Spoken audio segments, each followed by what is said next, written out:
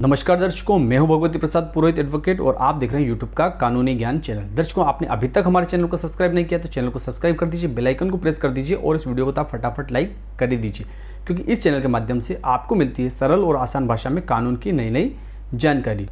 देखिए दर्शकों, आज के वीडियो का जो टॉपिक है अर्थात विषय जो है वह है कि सीमांकन में कितना खर्चा लगता है। तो दर्शकों, आज के वीडियो में मैं आपको बताऊंगा कि आप यदि 1 एकड़ का सीमांकन करवाते हैं तो कितना खर्चा लगता है, 5 एकड़ का सीमांकन करवाते हैं तो कितना खर्चा लगता है, 10 एकड़ का सीमांकन करवाते हैं तो कितना खर्चा लगता है और वह कानून में कहां पर लिखा हुआ है।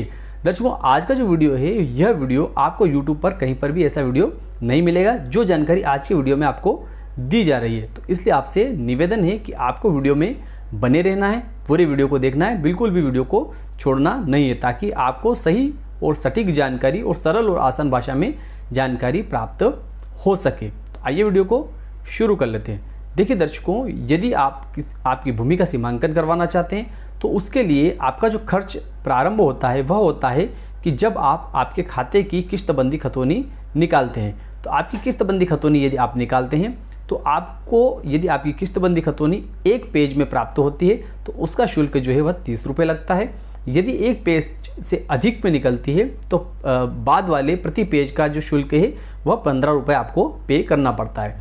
इसी प्रकार से यदि आप आपके ज़मीन का जो खसरा है वह निकालना चाहते हैं प्रमाणित प्रतिलिपि, तो उसका पहले पेज का जो शुल्क है वह 30 रुपये लगता है और बाद वाले पेज का जो शुल्क है वह 15 रुपये प्रति पेज लगता है। इसी तरह आपको आपका नक्शा भी प्राप्त करना पड़ेगा, आपकी ज़मीन का नक्शा प्राप्त करना पड़ेगा और नक्शे का जो है प्रथम पृष्ठ का जो शुल्क है वह 30 रुपये लगता है और बाद वाले पृष्ठ का जो शुल्क है वह 15 रुपये लगता है। इसके बाद में आपको एक आवेदन पत्र तैयार करना है। आवेदन पत्र जब आप तैयार करते हैं तो आवेदन पत्र तैयार करने का शुल्क 20 रुपये से होकर 50 रुपये तक का हो सकता है। इसके बाद में आपको दर्शकों एक चालान पेश करना होगा, जो कि आपको बैंक के थ्रू भी आप पेश कर सकते हैं या आप ऑनलाइन भी पेश कर सकते हैं, अर्थात उसको जमा कर सकते हैं। अब देखिए दर्शकों, यहाँ पर आपको सबसे महत्वपूर्ण बात जो है वो समझना है कि कितनी ज़मीन के लिए कितना चालान आपको जमा करना पड़ेगा।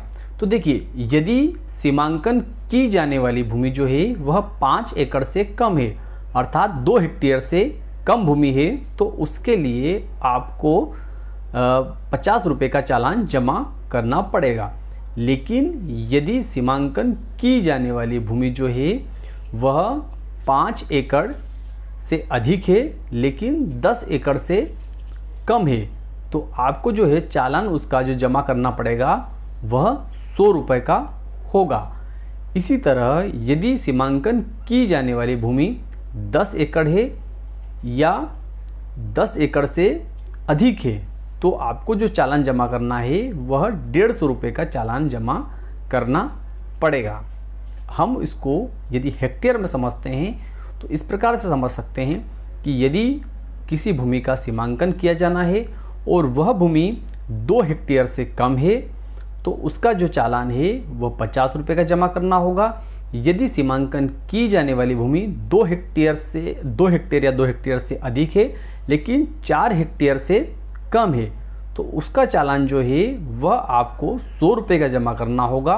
इसी प्रकार आगे हम समझ सकते हैं कि यदि सीमांकन की जाने वाली भूमि 4 हेक्टेयर या 4 हेक्टेयर से अधिक है तो उसका जो चालान जमा होगा वह 150 रुपये का चालान जमा करना होगा।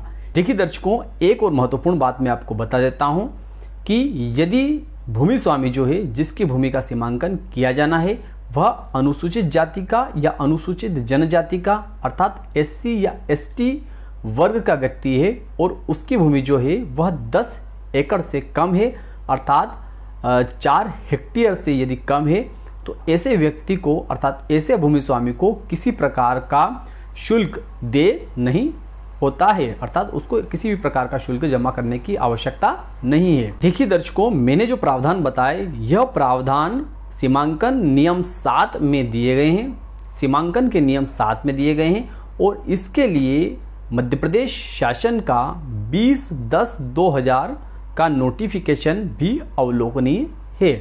इसके बाद में दर्शकों जो है सीमांकन का जो आवेदन रहता है उस सीमांकन के आवेदन पत्र का लोक सेवा गारंटी के माध्यम से रजिस्ट्रेशन होता है और रजिस्ट्रेशन का शुल्क जो रहता है वह 100 रुपये रहता है और 50 रुपये जो रहता है वह पोर्टल चार्ज रहता है। इस प्रकार जो कुल खर्चा रहता है वह आप समझ सकते हैं कि कितना खर्चा आपके सीमांकन में होने वाला है। तो दर्शकों, कैसा लगा आज का वीडियो आप कमेंट कर जरूर बताएं। आपका भी यदि कोई सवाल है तो आप हमें कमेंट बॉक्स में कमेंट कर लिख भेज सकते हैं। संभवतः आपके सवाल का जवाब देने का प्रयास किया जाएगा। इस वीडियो को आप अधिक से अधिक लोगों तक शेयर कीजिए क्योंकि यह वीडियो सबके लिए बहुत ही उपयोगी है। फिर मिलते हैं अगले वीडियो में, तब तक के लिए जय हिंद जय भारत।